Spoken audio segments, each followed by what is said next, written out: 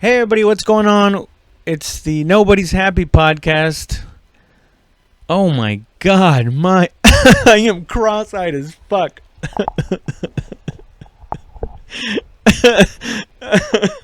Hey everybody, what's going on? Welcome to the Nobody's Happy podcast. Oh shit. Oh my god. This is great. I can't undo this. I don't know how to not see my left eye being smaller than the other one. It's like this one needs to open up a little bit more.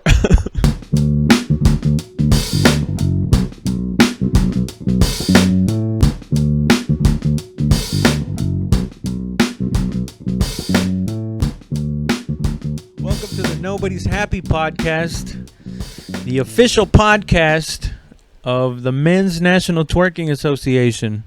Looking good, boys. You know the way they drop it low and of course pick it up slow. I don't know if you guys know this, but Texas is opening up again. How do I feel about it?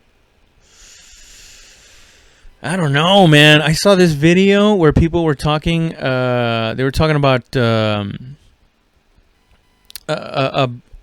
Texas opening up because it was a video of the governor talking to the reporters, and I saw it was mostly people from Texas going like "fuck yeah" and "good" and this and that. But there was also some people going like, "Oh, you have fun getting fucking COVID, you motherfuckers." Yeah. And people were still cheering for Texas. Texas people were still cheering for Texas people, and people from other states were like saying "fuck you" and this and that. It was like Texas just walked out into the Maury show, and all the states were going like boo, boo, and Texas is just like "fuck you, I'm opening up, y'all don't know me." It was hilarious, man. I don't know, dude. I mean, it's like it's almost like Texas is like the America of America. You know, like the way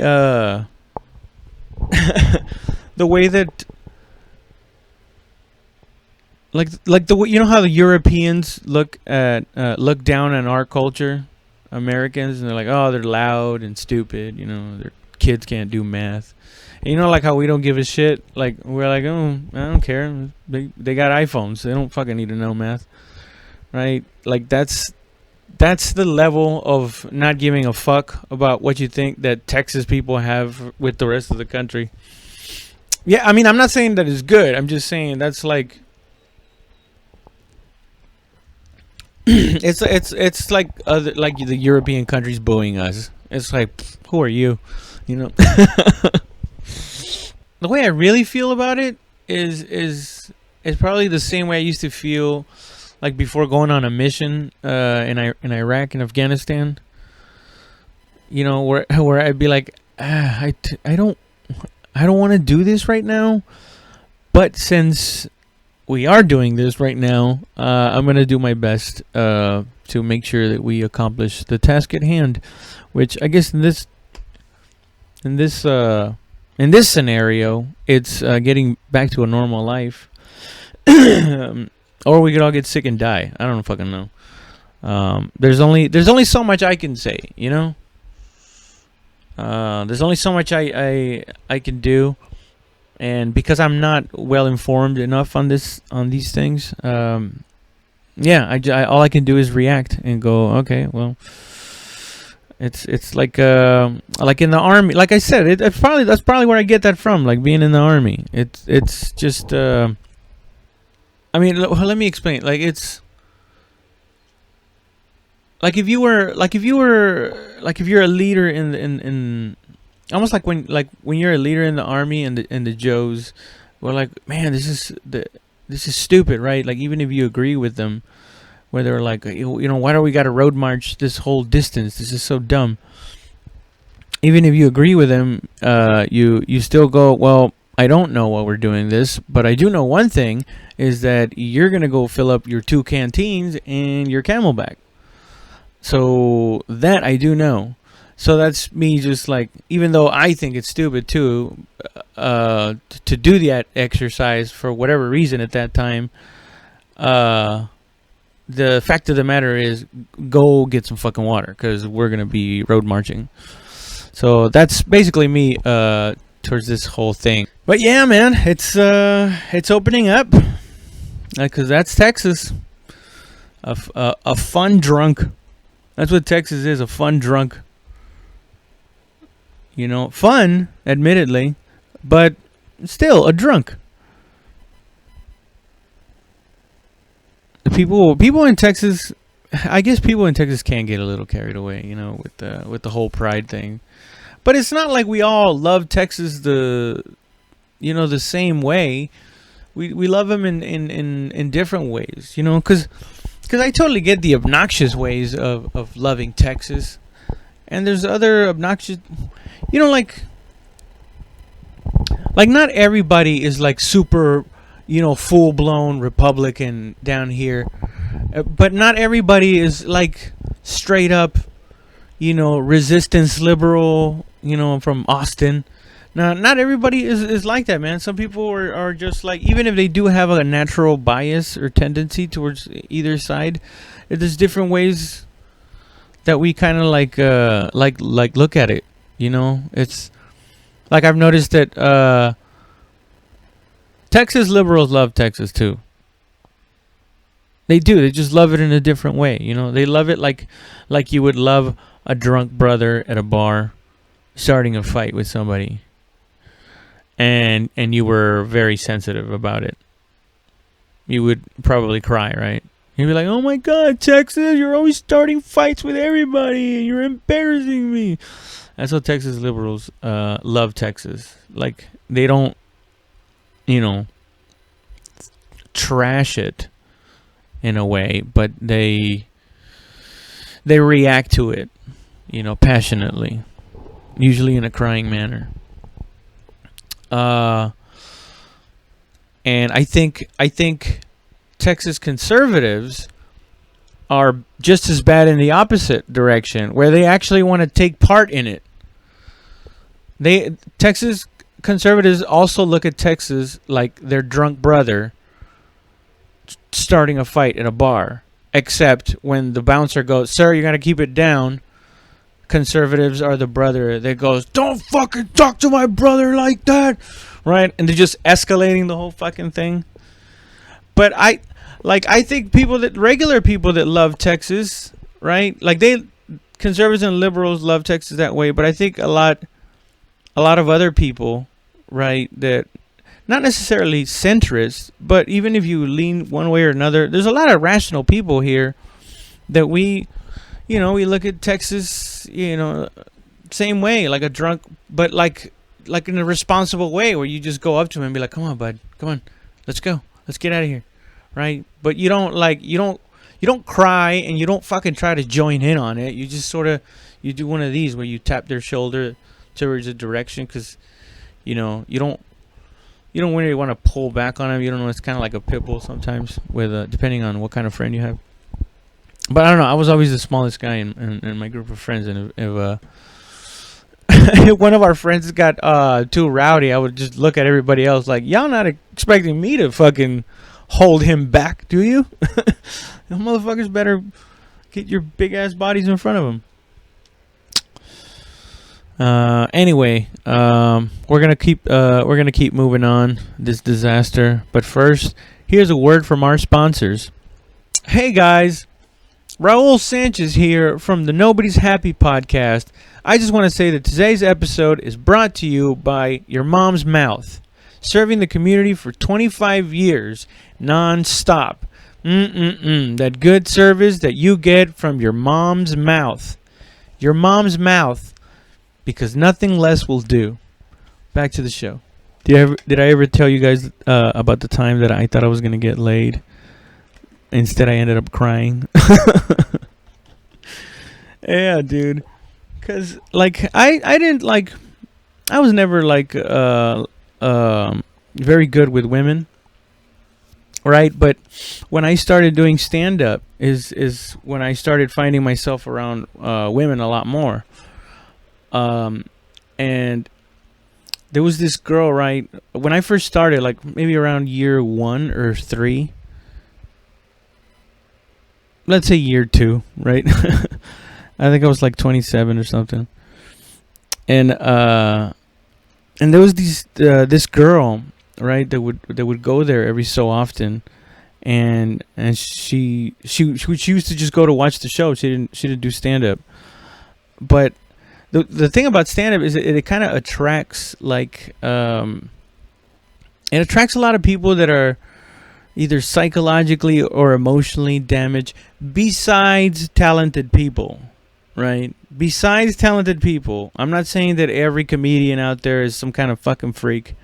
You know, some comedians are not that, unstable of people uh as the myth is that goes around with stand up comedians, or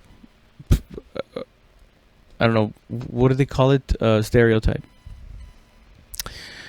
uh but anyway, this girl would go, and it attracts those kinds of people. This girl would go around, and there was something about her because she was a cute girl, um but she was by herself, and that's always usually like a I had been through. No, I hadn't been through. That was one of the times that I learned about, if it's a cute girl that's by herself, it's probably for a reason, and she's around a lot of sharks. It's like if there was a tank of sharks, and which is what a lot of comedians are, just a bunch of horny dudes, horny crazy dudes, or emotionally unstable dudes, and if you drop, I don't know, a sea lion, in there, immediately the sharks are gonna circle. All the guys are gonna want to bang that chick. Well, seeing this girl by herself a couple of times, it was kind of like seeing somebody throw a seal into a tank, and the sharks are not approaching her, right? So I'm kind of thinking, there's part of me thinking like, all right, I mean, I guess there might be something. There might be a reason why these sharks are not attacking the seal. That's probably because these sharks know something that I don't know, right? This seal's got something about it, right? But she at some point she started like liking me a lot. She would approach me and smile a lot at me, and then eventually she would talk to me, and we would just kind of hang out, right? And like I said, earlier, I was never really like good with chicks, like as a youngster. But I was fucking 27, right? But that was young for me. But and I was very naive, and very dumb about it. And I think my immediate reaction was like, yeah, there is something strange, but I'm gonna find out what. It wasn't like an alarm that makes you go, oh, don't even go there. It's almost like, yeah, that is weird, but what if it's nothing at all? What if it's just a coincidence and these fucking sissies are just intimidated by this girl? But yeah, she would like talk to me more, and then sometimes after the open mic at the Laugh Out Loud, I should probably stop saying so much, right? Say some more of your past, Raul. What the fuck was I talking about? Oh yeah. So then eventually, like, me and this girl start going to the bar afterwards, right? Like a comedian, like where a lot of comedians would go. I think like the Crazy Ape or something like that. And we would go there, and we would keep talking, and then eventually it would be like, let's go somewhere else too, right? And like I said, I was really bad with women. I couldn't pick up on signals because I was so insecure and I didn't want to believe that they were signals. I just realized how oily I look, I think. Anyway, so I go out there one night, right after doing stand up, after the open mic. And she goes, let's go to the bar. And I go, yeah, let's go. I'll meet you there. Because that's how we were going. And she goes, no, why don't you come in my car? Like, we can go together. And I was like, all right, let's go. Let's go to this bar by ourselves, but together, right? So we go, and it's I don't know. That's when it kind of dawned on me, like, oh shit, like this is, we're doing our own thing now.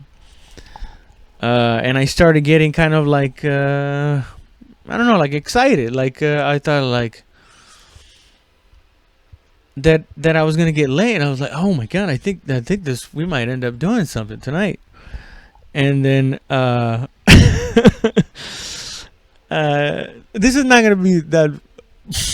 I was gonna say this is not gonna be that funny. Why, Raul? Why is it not gonna be that funny? No, I feel like I've built it up too much. That's why. But it's because I know my fucking stupid self. That's why it's funny to me. It's probably so this girl, this fairly cute girl that nobody else is really fighting over. And now happens to show me a lot of attention. We keep going out. we finished one night drinking or whatever, hanging out, and she takes me back to my car. And she parks right next to my car, and we're just kind of sitting there. And she's like, "Let's smoke a cigarette here and just hang out." And I was like, "Oh shit." Like in my head, I heard a voice that went, "Bro, are you about to get your dick sucked?" And it said it in that tone too. It was like, "Are you about to get your dick sucked?" Right? And I heard it, and my naive nature, because I didn't want to like think like that, because I was too like I would grow up really religious and shit. But I do remember like kind of having like a feeling of like, I don't know, just kind of like it's still like this man boy fucking somebody who was in Arrested Development for so many years, like fucking half kid, half what should be a man already. And then I remember we're talking, right? Like we're talking, and then the conversation starts getting like more like deep, like intimate, in the sense of like deep, right? Where I feel like we were almost about, like we were close, like we were on the right street, right? Intimate stuff. But then at some point it forks into, what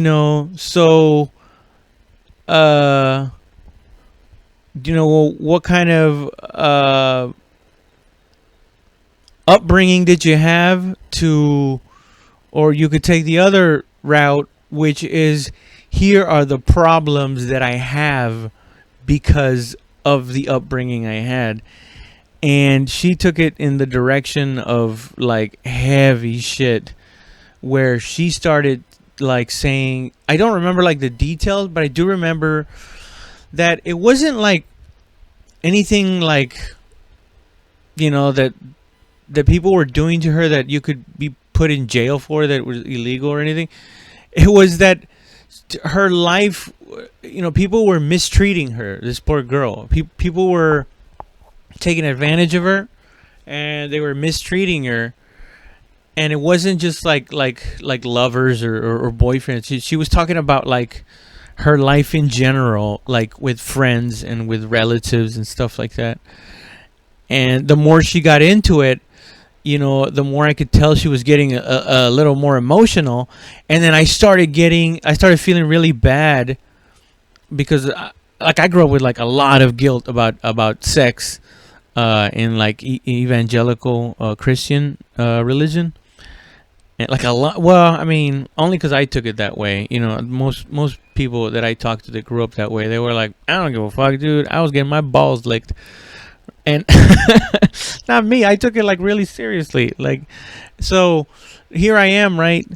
Uh, and it's not that like I was a virgin at this point or anything, but I wasn't like experienced in like talking to girls on that fucking level and actually having something good, let alone helpful to say. So like I was just kind of like, oh boy, right? And we had been like drinking, and I think we'd smoked weed too, because I remember being like not being like understanding that she was now crying, and there was like I was completely wrong about getting laid tonight, and I should probably exit this scenario as soon as possible. But in the meantime, I am sitting here smoking a cigarette with this girl, and she's getting really emotional about her life. And then, like at that point, I'm off in my own head, because I get a little spacey when I'm all high. And then all of a sudden, I look over at her, and she's looking out the window on the driver's side, because it's her car, and she's puffing out, and then she turns around to look at me, and she's just like bawling, dude. Like that, like that kind of fucking just deep from the gut. And I'm just like, oh no. And she starts like saying more stuff, and then one time this, and then one time that, and she reaches out and hugs me, right? And I just kind of hug her back, like in a kind of like there, and it wasn't like I was being like what the fuck, this bitch is crazy. It was just like, no, I knew it was somebody that had a tough life, and had been mistreated by people, and I just didn't know how to answer. I didn't know what to say, because I just wasn't. I didn't have the emotional or psychological tools or know-how to understand what to do in that situation. When somebody's hurting in that way. Like all I could do was just kind of look at her and just being like, hey, I'm sorry. But in the moment of that, like I said, I was drunk too when she hugged me, and I hugged her, and she was like weeping, like it was real, and it made me cry, dude. Like I started I started crying too, right? I mean, I didn't start like bawling with her, like we didn't like interweave our hands and just right in front of each other. It's just, it got the better of me, and I just started I started crying too. And then I don't really remember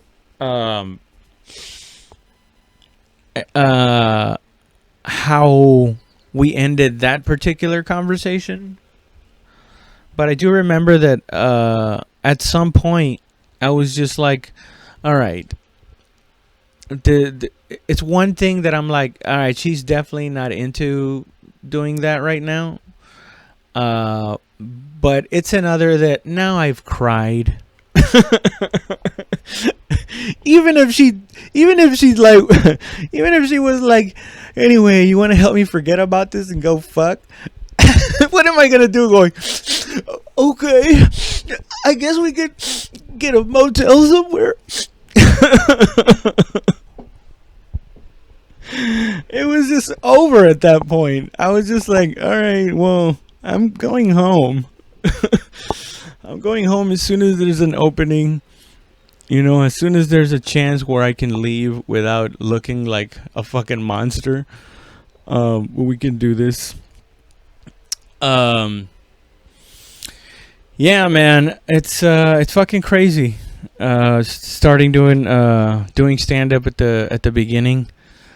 I don't know how. I'm gonna keep this really short because I mean, as you could tell, I was very unprepared. No, as you could tell, I'm not gonna use that. That's for sure. All right. So I guess I'm gonna leave it at that. I guess I'll say a couple of things. The Patreon thing. I'm gonna hold off a little bit on it. Not like altogether where I'm like I'll never get one. But I think what I want to do is I want to work on this project and I want to work on my stand up, and just focus on that so that that's strong. That's gonna be my priority.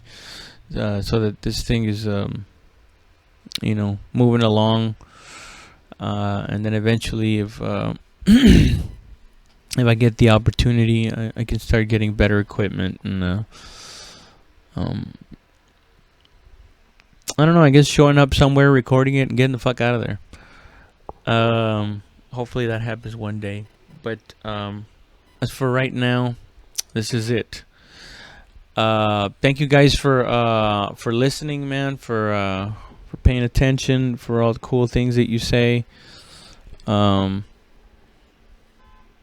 I guess I'm gonna all right, well, I guess we'll just keep it at that. Thank you guys so much for listening. I really appreciate you. We're gonna keep it nice and short this time around. I got a bunch of other stuff I want to do. Let's see what else. If you'd like to see more of me, you could definitely check out the Willful Ignorance podcast on FMCW Studios channel on YouTube. I come out there quite often. And other than that, I'm gonna see about making my albums, my 2 hours available on for sale on iTunes.